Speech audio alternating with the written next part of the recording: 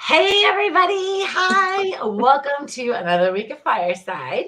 This week, I'm super happy to bring someone who I have used personally for my animals, animal communicator Ann Lally. And she also does shamanic healing and Mhm. practices. And she's been doing this for over 13 years. And I'm super excited you're here today. Thank you so much for giving us your time. Yeah, thank you. This is exciting. Oh, thanks. Hi, Brandy. Hi. Um, and so one of the things we're going to talk about today is, today we're going to focus on animal communication. And here in a second, I'm going to turn it over to Ann. But I want to tell you real quick about the amazing ability Ann has. Oh, hey, hi, Stephanie. You made it. Stephanie's like running around. Um, okay, so years ago, actually, the last time you did, because you've done a couple readings for us, but Mhm. you read Lolly for us. So those of you who don't know Lolly, she's our neurotic cocker, and so she was having all these problems and disconnects and seizures, and it was amazing because we just didn't really know what was going on. We couldn't communicate with her, and she's normally a very high communication. She's a Gemini dog, and she just kind of like dipped. And so we didn't know what to do. So we contacted Ann and we're able to get some insights and some direction of like where to go and what we needed to do because it was the vets didn't even know what was wrong. So it was amazing. And I'm Yeah, so thank grateful. you. So Thank you. I just wanted to share that. Thank And what you. are you going to share with us today? And what do you? So I was going to share so animal communication, it's interesting. I mean, I live in Western Washington, right? So that's part of it. But even when I started doing this 13 years ago, you would tell people that you're an animal communicator, and they'd be like, I don't understand what that means. Does that mean you like go to the zoo and try to talk to monkeys? Like, no.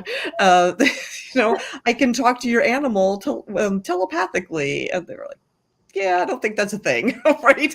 But it is, and it's one of my favorite things that I've ever done, right? Because you just, my God, this is so cool. I can talk to an animal, and um, I I knew it was a possibility, like when let's say 25 years ago, because I got this dog and her name was Brownie at the Humane Society, and I was like, yeah, that's not your name. So she was 5 months old, and she was the most adorable little puppy, and I said, I'm gonna call her Zoe. Right, I was so excited. I've always wanted to call a dog Zoe, so I keep calling her Zoe. And every time I call her Zoe, I hear the word Sasha, the name Sasha. And I was like, oh, Zoe, blah, blah, blah. No, Sasha. So finally, I called her Sasha, and like, oh, that's her name. She's been telling me her name. Oh, So yeah, so I started calling her Sasha, and it kind of went from there. And I was like, well, that's kind of a cool thing that my dog told me what her name was, but I didn't think too much of it. And then, when you reach a certain age, I was in my 30s at that time. When you like, right, Randy, when you reach a certain age, you think, I don't really like working in a corporate environment, or sort of the rat race, and I really want to do something more spiritual that it is more in the line with my values. And so I started to actually study it a little bit more in depth with a teacher that used to live here in Washington named Joan Ranquet, and she now lives in California. But she's been doing animal communication forever. I mean, for a really long time, and it's been an uphill battle for her to tell people what it's about and to explain it. But she's so passionate about it. I think she's even more passionate than I am. That she's just this groundswell, and I think she's mostly responsible for people even knowing what it is now. So yeah. yeah, and I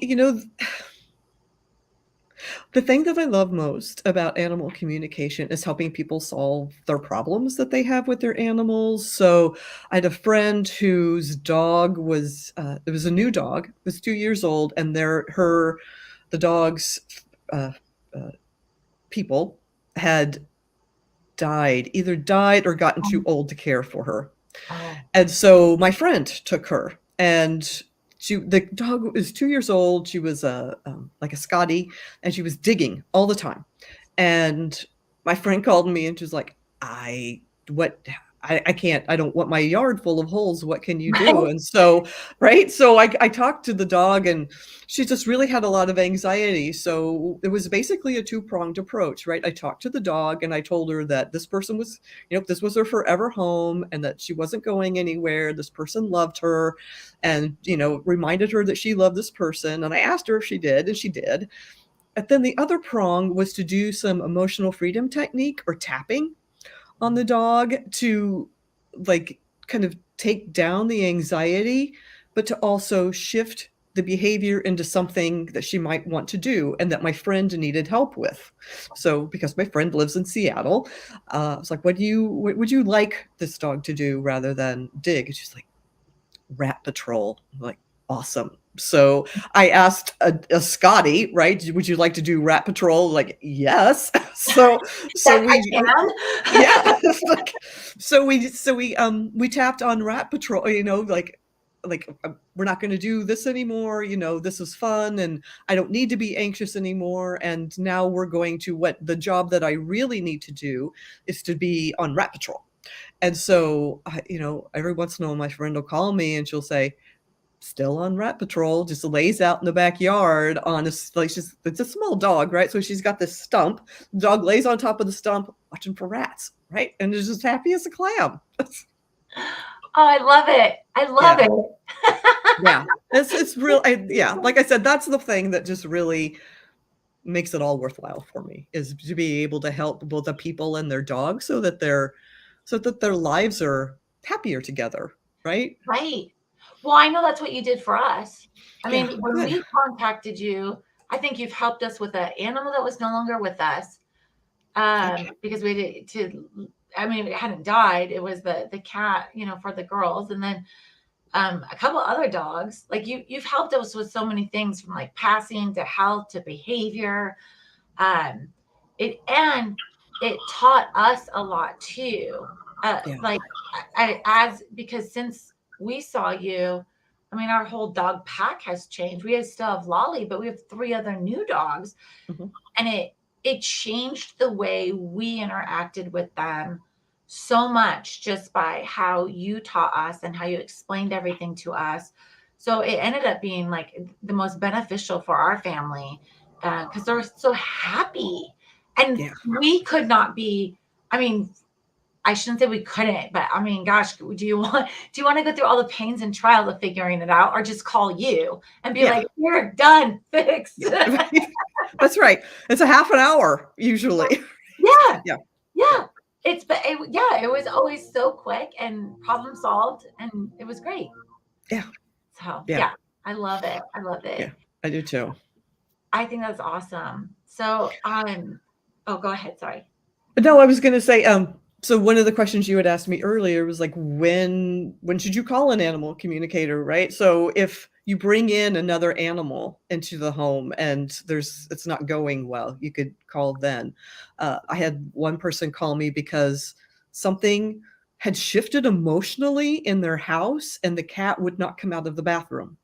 Oh, And the cat had previously, like, stayed downstairs with them and sat on their laps or sat on behind them when they watched TV, and something shifted emotionally, and the cat just she loved talking to I mean, being with them when they were in that same bathroom. She'd come over and sit on their lap and, roam around their ankles, but she was not going into the rest of the house. oh, Yeah, so that kind of behavior too. I have helped with lost animals. It's one of the things that's super difficult to do for me because I lost a dog, and so I have a lot of emotion. I mean, that like a dog ran away, so I have a lot of emotion around it. But I'm getting better and more confident in my ability to do it, and processing my emotions around it as well, and so that helps a lot. And I'm actually going to be taking sort of a master class in lost animals in November that I'm really excited about,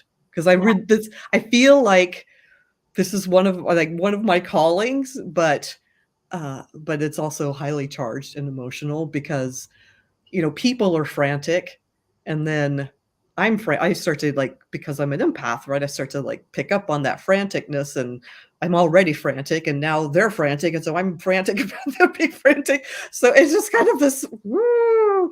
But nevertheless, I am able to ground and help find animals, and they're not always still alive. And but sometimes they are.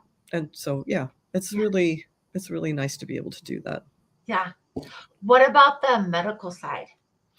Right. So the medical side is also really interesting. And I love being able to like run my hands down an animal and I can feel hot spots on them, or I get pictures of where there might be an issue. There's a lot of times there's issues with teeth, and the things that are actually going on in the body are because of what's going on in the teeth, which is really interesting. And my dad was a dentist, so so I kind of know that already, right? I just always go to the teeth first.